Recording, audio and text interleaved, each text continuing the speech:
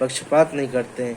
यह तो कृष्ण भावनामृत के लिए व्यक्तिगत व्यवहारिक कर्तव्य का पालन पर निर्भर करता है, जिससे मनुष्य इंद्रियों पर नियंत्रण प्राप्त करके इच्छा तथा क्रोध के प्रभाव को जीत लेता है, और जो कोई उपयुक्त काम इच्छाओं के को वश में करके कृष्ण भावनामृत में दृढ़ रहता है, वह ब्रह्म निवारण या दिव्य अवस्थाओं में प्राप्त होता है। कृष्ण भावनामृत में अष्टांग योग पद्धति का संभव अभ्यास होता है, क्योंकि इससे अंतिम लक्ष्य की पूर्ति होती है। यम, नियम, आसन, प्राणायाम, प्रत्याहार, धारणा, ध्यान तथा समाधि के अभ्यास द्वारा धीरे धीरे प्रगति हो सकती है, किंतु भक्ति योग में तो प्रसावन के स्वरूप में केवल इसी से मनुष्य की पूर्ण शांति को प्राप्त हो सकती है।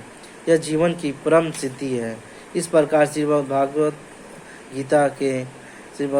गीता के 5वें अध्याय कर्म योग कृष्ण भावना भावित कर्म का भक्ति वेदांत तात्पर्य पूर्ण हुआ।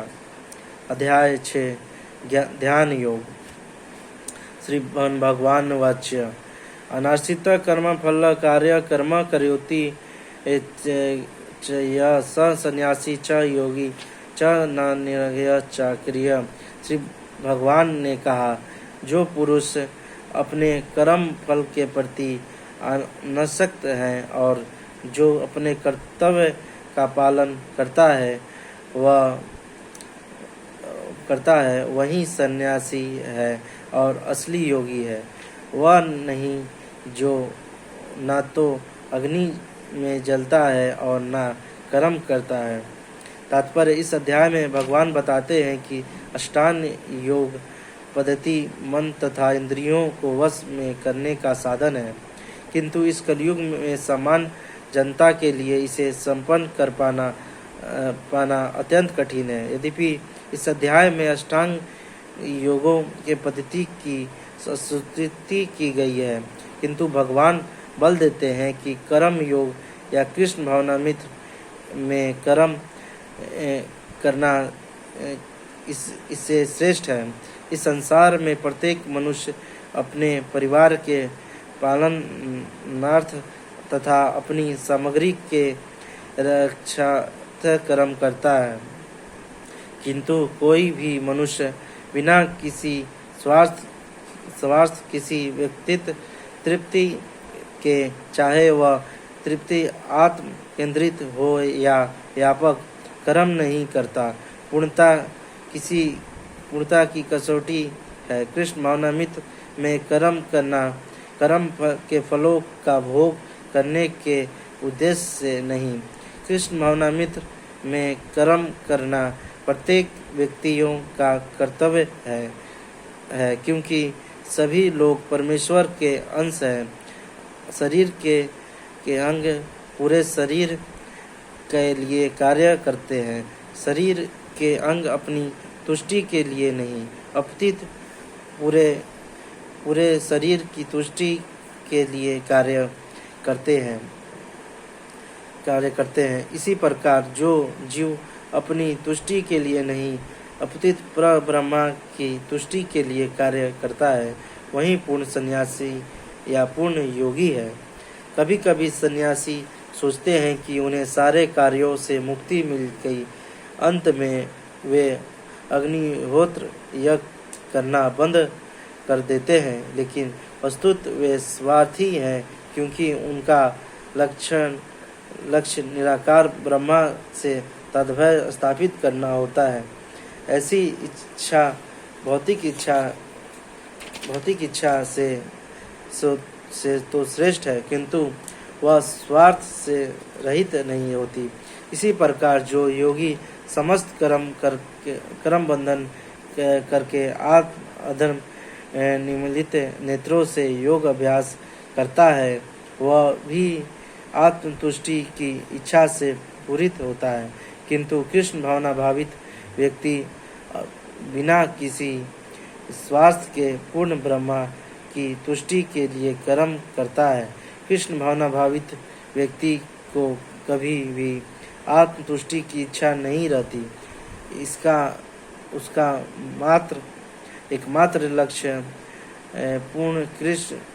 मात्र लक्ष्य कृष्ण की प्रसन्न करना रहता है। अंत में वह पूर्ण सन्यासी या पूर्ण योगी होता है। त्याग के सुरक्ष प्रतीक भगवान चैतन्य प्रार्थना करते हैं। ना धन ना जन ना सुंदर कविता वा जगदीश काम्य मम जन्म श्रेष्ठ भगवत रतव्य।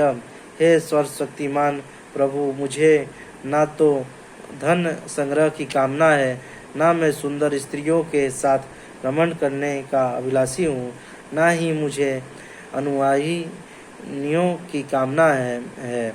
मैं तो जन्म जन्मांतर आपकी प्रेमा भक्ति की आहुति की कृपा का ही अभिलाषी हूँ। यह संन्यासमता प्रयोगता ना विधि पांडव ना हसिन सुलम योगी भवती कथ्यनम। हे पांडुपुत्र, जिसे संन्यास कहते हैं उसे ही तुम योग अर्थात परम ब्रह्मा से युक्त होना जानो, क्योंकि इन तृप्ति के इच्छा को त्याग के बिना कोई भी कभी योगी नहीं हो सकता। तात्पर्य वास्तविक संन्यास योग का भक्ति का अर्थ है जीव आत्मा अपनी स्वाभाविक स्थिति को जाने और अनुसार कर्म करें। जीवात्मा का अपना स्वतंत्र अस्तित्व नहीं होता, वह परमेश्वर की तटस्थता शक्ति है। जब वह माया के वशीभूत होता है तो वह बुद्ध हो जाता है, किंतु जब वह कृष्ण भावना भावित रहता है अर्थात आध्यात्मिक शक्ति का में सजग रहता है, तो वह अपनी सहज स्थिति में होता है। इस प्रकार जब मनुष्य पूर्ण ज्ञान में होता है तो वह समस्त इन तृप्तियों को त्याग कर देता है, अर्थात समस्त इन तृप्ति के कार्यकल्पों का परित्याग कर देता है। इसका अभ्यास योगी करते हैं जो इंद्रियों को भौतिक आसक्ति से रोकते हैं, किंतु कृष्ण भावना भावित व्यक्ति को ऐसी किसी वस्तु में भी अपनी इंद्रियां लगाने के अवसर ही नहीं मिलता जो कृष्ण के निमित्त ना हो। फलतः कृष्ण भावना भावित व्यक्ति सन्यासी तथा योगी साथ साथ होता है। ज्ञान तथा इंद्रिय निग्रह योग है। दोनों प्रयोजन कृष्ण भावनामित द्वारा स्वस्थ पूरे हो जाते हैं। यदि मनुष्य स्वार्थ का त्याग नहीं कर पाता तो ज्ञान तथा योग व्यर्थ रहते हैं। जीवात्मा का मुख्य दैत्य तो समस्त प्रकार के आप तृप्ति को त्याग कर परमेश्वर की तुष्टि करने के लिए तैयार करना है। कृष्ण भावना भावित व्यक्ति में किसी प्रकार की आत्म तृप्ति की इच्छा नहीं रहती, वह सदैव ही परमेश्वर की प्रसन्नता में लगा रहता है। अंत में जिससे परमेश्वर के विषय में कुछ भी पता नहीं होता, वही स्वार्थ पूर्ति में लगा रहता है, क्योंकि कोई कभी निष्क्रिय नहीं कर सकता। कृष्ण भावनामृत का अभ्यास करने से सारे कार्य सुचारू रूप से संपन्न हो जाते हैं। अरुण समुन्नयो कर्म कारणिनो मुच्यते योगारूढ़ से तसेव सम कारण मुच्यते। अष्टांग योग के नवसाधक के लिए कर्म साधना कहलाता है और योग सिद्धि पुरुष के लिए समस्त भौतिक कार्यकल्पों का परित्याग ही साधन कहा जाता है। तात्पर्य परमेश्वर से युक्त होने की विधि योग कहलाती है। इसकी तुलना उसी सीढ़ी से की जा सकती है जिससे सुरक्षिता आध्यात्मिक सिद्धि प्राप्त की जाती है। यह सीढ़ी जीव की अध्यम अवस्था से प्रारंभ होकर आध्यात्मिक जीवन के पूर्ण आत्मा साक्षात्कार तक जाती है। विभिन्न चढ़ाव के अनुसार इस श्रेणी के विभिन्न भाग भिन्न भिन्न नामों से जाने जाते हैं, किंतु कुल मिलाकर यह पूरी श्रेणी योग कहलाती है और इसे 3 भागों में विभाजित किया जा सकता है: ज्ञान योग, ध्यान योग तथा भक्ति योग। सीढ़ी के प्रारंभिक भाग को योगारूढ़ अवस्था और अंतिम भाग को योगरूढ़ कहा जाता है। जहाँ तक अष्टांग योग का संबंध है, विभिन्न नियमों तथा आसनों जो प्रायः शारीरिक मुद्राएं ही हैं के द्वारा ध्यान के प्रविष्ट होने के लिए प्रारंभिक प्रयासों को सकाम कर्म माना जाता है। ऐसा कर्मों से पूर्ण मानसिक संतुलन प्राप्त होता है, जिससे इंद्रियां वश में होती है। जब मनुष्य पूर्ण ध्यान में स्थित हो जाता है तो वह विचलित करने वाले समस्त मानसिक कार्य बंद हुए माने जाते हैं। किंतु कृष्ण भावना भावित व्यक्ति प्रारंभ से ही ध्यान विशिष्ट रहता है, क्योंकि वह निरंतर कृष्ण का चिंतन करता है। इस प्रकार कृष्ण की सेवा में सतत व्यस्त रहने के कारण उसके सारे भौतिक कार्यकल्प बंद हुए माने जाते हैं। यदा ही न न कर्मस्य सन्यासी योगारूढ़ रहते। जब कोई पुरुष समस्त भौतिक इच्छाओं का त्याग करके न तो इंद्र तृप्ति के लिए कार्य करता है और न सकाम कर्मों में प्रवृत्त होता है, और तो वह योग रूढ़ कहलाता है। तात्पर्य: जब मनुष्य भगवान की दिव्य प्रेमा भक्ति में पूरी तरह लगा रहता है तो वह अपने आप को प्रसन्न रहता है, और इस तरह वह इन तृप्ति या सकाम कर्म में प्रवृत्त नहीं होता। अन्यथा इन तृप्ति में ही लगना ही पड़ता है, क्योंकि कर्म किए बिना कोई नहीं रह सकता। बिना कृष्ण भावनामृत के मनुष्य सदैव स्वार्थ में तात्पर्य रहता है, किंतु कृष्ण भावना भावित व्यक्ति कृष्ण की प्रसन्नता के लिए सब कुछ करता है। फलतः वह इन तृप्ति से पूरे तरह से विरक्त रहता है। जिससे ऐसी अनुभूति प्राप्त नहीं है, उसे चाहिए कि भौतिक इच्छाओं से बचे रहने का वह यथावत प्रयास करें, तभी वह योग की सीढ़ी से ऊपर पहुंच सकता है। धर्मात्मा नामत सदाते आत्मे मान्य बंधुरतमा रिपुताना। मनुष्य को चाहिए कि अपने मन की सहायता से अपना उद्धार करे और अपने को नीचे ना गिरने दे। यह मन बुद्धि जीवों का मित्र भी है और शत्रु भी है।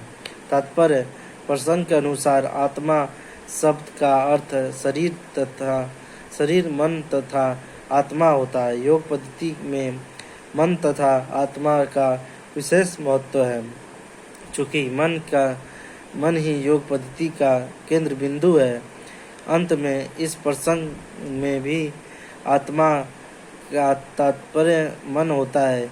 योग पद्धति का उद्देश्य मन को रोकना तथा इंद्र विषयों के प्रति आसक्ति से उसे हटाना है। यहाँ पर इस बात का पर बल दिया गया है कि मन को इस प्रकार प्रशिक्षित किया जाए कि वह बुद्ध जीवों का अज्ञान के दलदल से निकाल सके। इस जगत में मनुष्य मन तथा इंद्रियों के द्वारा प्रभावित होता है।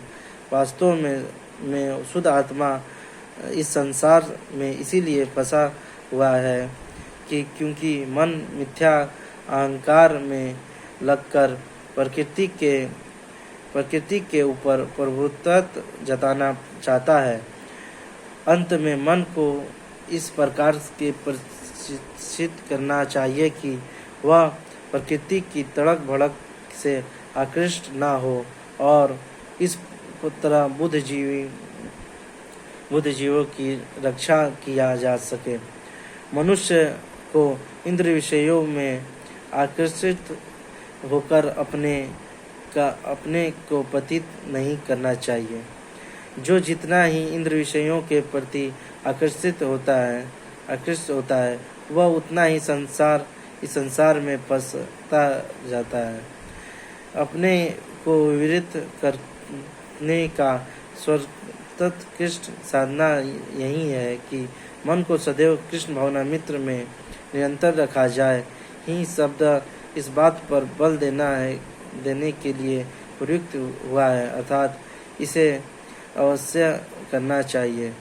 अब अमृत बिंदु उपनिषद में भी कहा गया है मन या मनुष्याणन का न बंध मोक्षाय बंधाय विषयाम मुक्त निवर्सित मन ही मनुष्य के बंधन का और मोक्ष का भी कारण है। इंद्र विषयों में लीन मन बंधन का कारण है और विषयों में विरक्त मन मोक्ष का कारण है। अंत में जो मन निरंतर कृष्ण भावनामृत में लगा रहता है वही परम मुक्ति का कारण है।